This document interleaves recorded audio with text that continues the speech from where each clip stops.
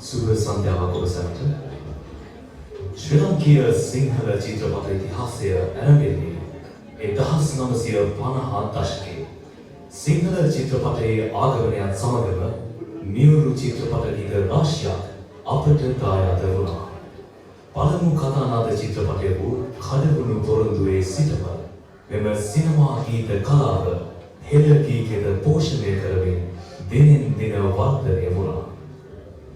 සංගීතයේ සාහිත්‍යයේ සුසංයෝගයක් වන මෙම චිත්‍රපට ගීත වෙනත් ගීතවලට වඩා වැඩි කාලයක් ඉටු කරනු ලබනවා.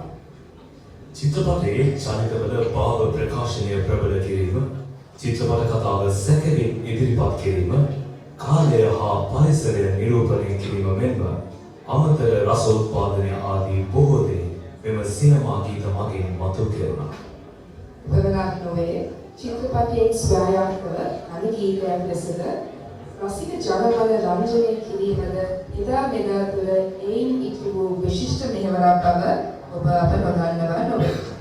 ඉවෙන් සහෝදරයනි, අද අප ඔබ හමුවේ ඉදිරිපත් කිරීමට සැලසෙන එවන් මధుර මනෝහර චිත්‍රපට ගී රැගත් ගී සලරු සිනමා ගී ගෙත්තම නරඹන්නට ඒ සමගින් දැහැන්ගත වන්නටයි ඔබට මේ ආරාධනා.